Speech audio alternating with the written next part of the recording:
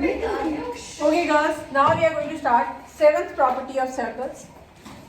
So this is just the extension of properties of circles.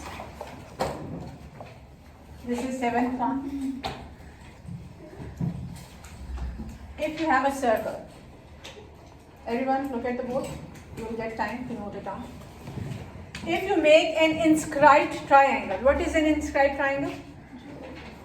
All three vertices touch the circle. All three vertices touch the circle, then this is called an inscribed triangle. I told you yesterday. कहीं पे भी बनाते हैं A, B, C. In an inscribed triangle, if you draw a tangent on any of the vertices, A, B, C में जिस मर्जी के ऊपर टेंजेंट बनाते हैं. टेंजेंट क्या चीज होती है? A straight line which touches the circle only at one point. Cutting the circle हो जाएगा, then that will not be a tangent. If मैं यहाँ पे tangent आपको समझाती हूँ. If this is a circle, there is a line which touches the circle. This is a tangent. If there is a line which is cutting a circle, this is not a tangent. This is a tangent. This is not a tangent.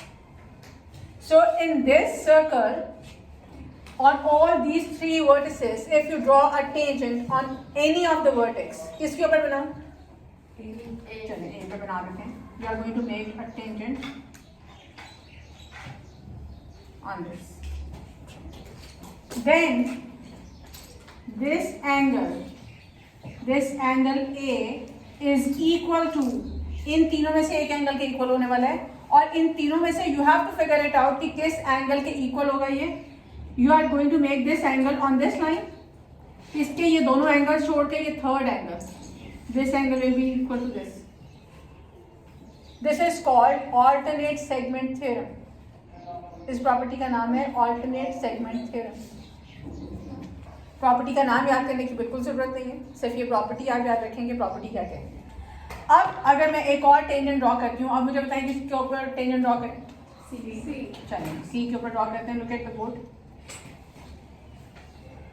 अब आप you can either make angle over here और over here. कहाँ पे बनाना चाहते हैं? Right side. चलिए जी right side पे बना दिया. ये एंगल इसको मैंने कह दिया B.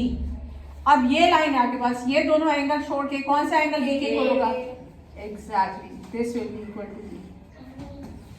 Is that clear to everyone?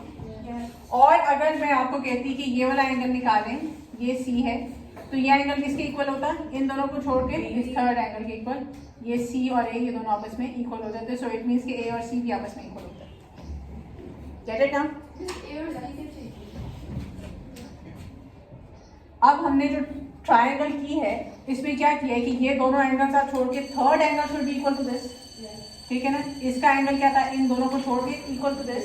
तो जब ये भी इसके इक्वल है और ये भी इसके इक्वल है तो ए और सी आपस में भी इक्वल होगा. Is that clear to everyone? कोई इशू तो नहीं? नोट कर लें सर.